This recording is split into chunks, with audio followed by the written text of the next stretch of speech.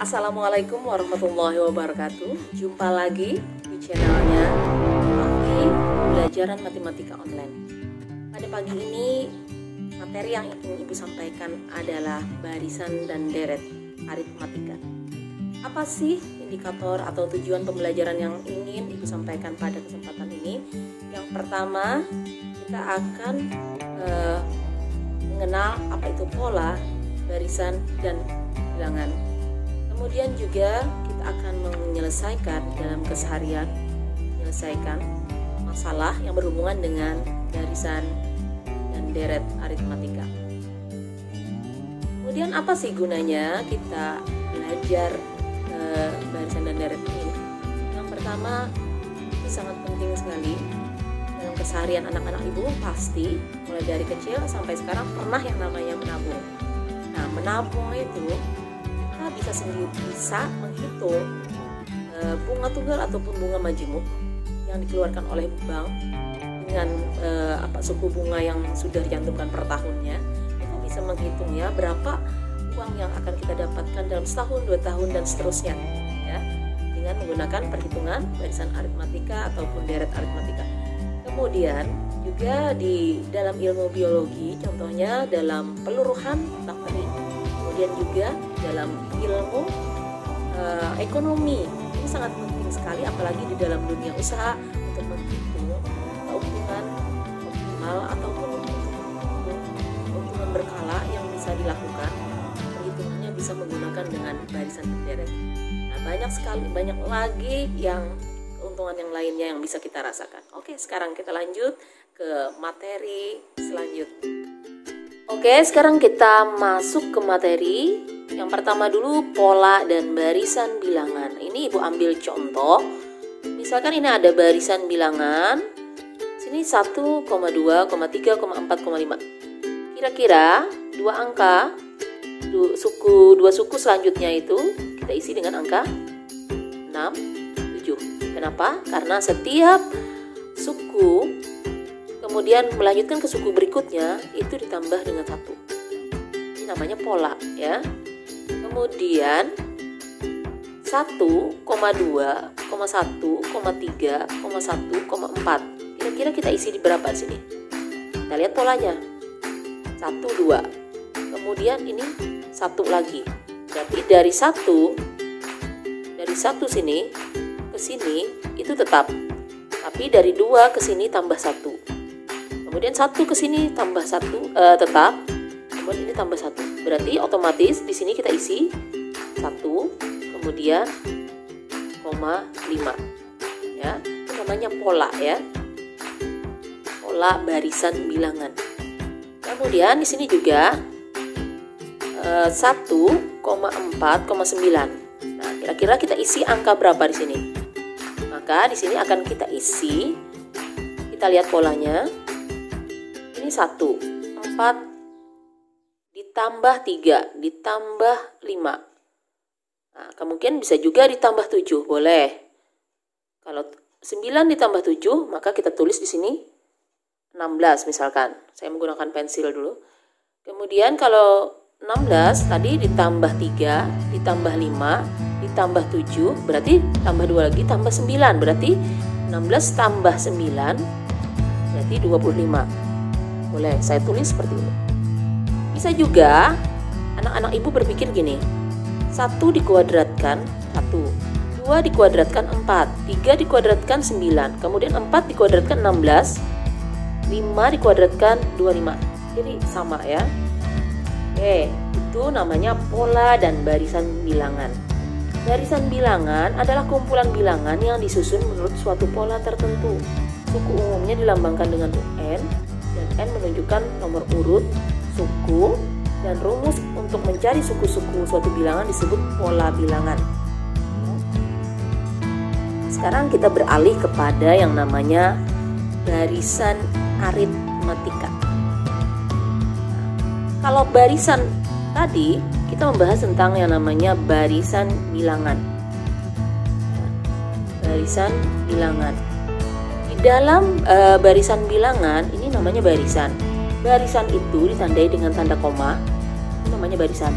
Kemudian pola bilangan itu bilangan yang berpola. Ini ada polanya, jadi kita bisa mengisi titik-titik itu.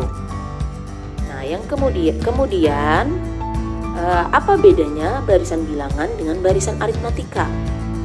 Bedanya, kalau barisan bilangan dia ada polanya, sedangkan barisan aritmatika itu polanya harus tetap, ya. Bedakan. Kalau barisan bilangan bisa tetap, bisa tidak tetap. Contoh seperti ini. Ini ditambah 1, ditambah 1. Itu namanya tetap, ya. Dari sini ke sini, dari suku pertama ke suku kedua dan suku kedua ke tiga. Itu tetap. Tapi dari sini ditambah 3, ditambah 5, itu tidak tetap. Jadi yang namanya barisan bilangan itu bisa tetap, bisa tidak tetap. Nah, kalau barisan aritmatika itu tetap, ya. Jadi penambahannya itu tetap. Misalkan ini ada barisan U1, U2, U3 titik-titik sampai UN. Nah, U1 di sini adalah A. Nilai suku pertama itu kita lambangkan dengan A. Kemudian suku kedua itu A plus B. A plus B. Kenapa A plus B? Karena suku kedua dikurang suku pertama itu namanya B. Ya, suku kedua dikurang suku pertama itu namanya B. Suku ketiga dikurang suku kedua itu juga B. Suku keempat dikurang suku ketiga juga itu B. Makanya di sini 1 A plus 0B. Makanya tidak dituliskan 0B karena 0 dikali B itu 0. U2 A plus 1B. Perhatikan polanya. A plus 1B. Kalau dia 2, 1B. U3 A plus 2B, ya. U3 A plus 2B. U4 berarti A plus 3B. Titik-titik UN. Nah, kita lihat di sini 3 jadi 2. Berarti sini A plus. N-nya tidak diketahui, berarti N dikurang 1. Ini kan 3 dikurang 2. N dikurang 1 dikali B. Itu rumus umumnya. Contoh 1,2,3,7 titik-titik 13. Kita lihat polanya, apakah dia barisan aritmatika ataukah barisan bilangan. Ini namanya aritmatika karena setiap penambahan sukunya itu ditambah 2, dia tetap. Ya, jadi bisa membedakan anak-anak ibu antara pola bilangan, barisan bilangan dengan barisan aritmatika. Nah, kemudian ada yang namanya, jadi di sini rumus umumnya tadi UN sama dengan A plus N dikurang 1 kali B. Nah, apa hubungannya dengan deret aritmatika? Deret aritmatika, ini contohnya, kita lihat contoh dulu. Kalau barisan itu tanda koma, ya ditandai dengan koma. Kalau deret ditandai dengan tambah. Ini menunjukkan bahwa yang namanya deret itu adalah penjumlahan secara keseluruhan. Jadi rumus yang digunakan kalau barisan menggunakan UN, kalau deret menggunakan SN, di mana sama dengan setengah N dalam kurung 2A ditambah N dikurang 1 kali B. Kita perhatikan, ini juga bisa kita persingkat rumusnya menjadi setengah N. A di sini kan A, 2A itu kan artinya A tambah A, berarti kita pecah A. Nah, sedangkan A plus N dikurang 1 kali B itu adalah rumus dari UN. Jadi ini rumus UN, ya. Jadi A plus UN. Jadi boleh kalau misalkan dikasih soal deret, boleh kalian langsung masuk ke rumus SN seperti ini, langsung menggunakan ini. Boleh kalian menggunakan rumus UN dulu, baru dihitung. Setelah UN-nya dapat, baru menggunakan rumus yang kedua ini. Ini contohnya, jadi bisa membedakan. Oke, sekarang kita masuk ke contoh soal barisan aritmatika. Nomor 1, tentukan barisan aritmatika 1,3,5,7. Kemudian yang B 10,20,40,80. Pertanyaannya, tentukan yang A rumus UN dan U5. Kemudian yang B, ini B ya, saya lupa ini. Yang B, apakah termasuk barisan aritmatika? Sekarang kita jawab.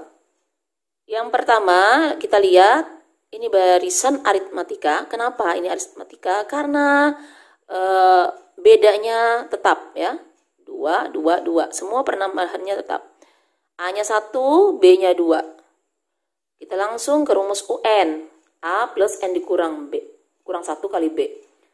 Kita masukkan ke rumusnya 1 ditambah N dikurang 1 kali 2. Jadi 1 ditambah N kali 2, 2N, min 1 kali 2, min 2. Jadi 2N, 1 dikurang 2, negatif 1. Oke. Ini rumus UN-nya. Nah, untuk mencari U5, boleh langsung dari rumus UN. Kita ganti N-nya, kita ganti 5, kemudian 2 dikali 5 dikurang 1 sama dengan 9. Itu cara yang pertama. Kemudian cara kedua, kita ingat tadi di awal, kalau U5 berarti A plus 4B. Ingat, N-nya dikurangkan 1, N dikurangkan 1. Jadi A plus 4B. Kalau misalkan U100 berarti A plus 99B. Jadi langsung saja kita masukkan rumusnya 1 ditambah 4 kali 2. 1 tambah 8 sama dengan 9. Jadi boleh menggunakan cara 1 atau cara 2. Kemudian yang kedua, pertanyaannya, apakah termasuk barisan aritmatika? Kita mau menjawab yang B. 10, 20, 40. Wah, ini dari 10 ke sini 10. Ini 20. Ini 40. Berarti dia pola barisan bilangan, tapi dia bukan barisan aritmatika. Karena penambahan dari suku pertama ke kedua ke ketiga, dan seterusnya itu tidak tetap. Jelas ya? Jadi bukan. Karena bukan, kita tidak bisa menjawabnya dengan rumus UN.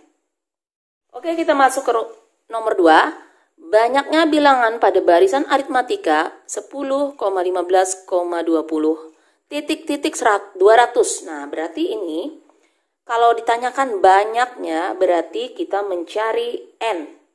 Kita ketahui A-nya 10, B-nya 5, dan UN-nya adalah 200. Berarti rumusnya kita gunakan tetap UN sama dengan A plus dalam kurung N dikurang 1 kali B. UN-nya adalah 200, kemudian A-nya 10, ditambah N-nya tidak diketahui. Ini yang mau dicari, dikurang 1 kali 5. 200 sama dengan 10 ditambah N kali 5, 5N, min 1 kali 5, negatif 5, didapat 200, 5N, 10 dikurang 5, plus 5. Kemudian 5-nya berpindah tempat, 200 dikurang 5 sama dengan 5N. 195 sama dengan 5N, N sama dengan 195 dibagi 5, hasilnya 39. Berarti nilai 200 itu berada di suku ke... Contoh nomor 3. Suku ke-6 dan suku ke-11 suatu barisan aritmatika berturut-turut adalah 22 dan 47. Suku ke-20 barisan tersebut adalah... Nah, ini soalnya seperti ini. Yang pertama, suku ke-6, U6, suatu barisan aritmatika adalah 22 sama dengan 22. Kemudian suku ke-11 sama dengan 47. Kita ingat bahwa kalau di sininya 6 dikurang 1. Jadi rumusnya A plus 5B ditambah 22. Karena di sini U11 berarti A plus 10B sama dengan 47. Ya. Kalau saya mau menghilangkan B, maka saya harus mengali 2 dan kali 1. Tapi karena saya ingin menghilangkan A, langsung saja kita kurangkan karena A-nya sudah sama. Jadi 5 dikurang 10 min 5 sama dengan 22 dikurang 47 negatif 25. B sama dengan 25 dibagi 5 sama dengan 5. Kita masukkan ke substitusi. B-nya 5 didapat A plus 5 kali 5, 25 sama dengan 22. Jadi A sama dengan 22 dikurang 25, A sama dengan negatif 3. Pertanyaannya, suku ke-20. Karena A-nya sudah ada, B-nya sudah ada, tinggal kita masukkan. Karena di sini 20, A plus 19B. Sama dengan negatif 3 ditambah 19 kali 5. Negatif 3 ditambah 95 sama dengan... Nah, kita masuk contoh soal. Contoh 1, 2, 3 itu adalah termasuk barisan aritmatika. Tapi kalau contoh nomor 4 ini adalah contoh deret aritmatika. Artinya penjumlahan. Kita lihat gimana soalnya. Biasanya dalam bentuk cerita. Sebuah pabrik pada bulan pertama memproduksi 120 tas. Jadi Produksi pertama A sama dengan 120. Setiap bulan produksi mengalami pertambahan tetap. Nah, ini adalah B-nya, sebanyak 15 tas. Banyak tas yang diproduksi pada tahun pertama, 1 tahun 12. Berarti yang dicari adalah U12. S12. Tapi kalau kita lebih mudah, kita cari dulu dengan U. U12 sama dengan A plus 11B. 120 tambah 11 kali 15, 165 ditambahkan 120 dapat 285. Kemudian S12, kita ingat tadi rumusnya, setengah N dalam kurung A plus UN.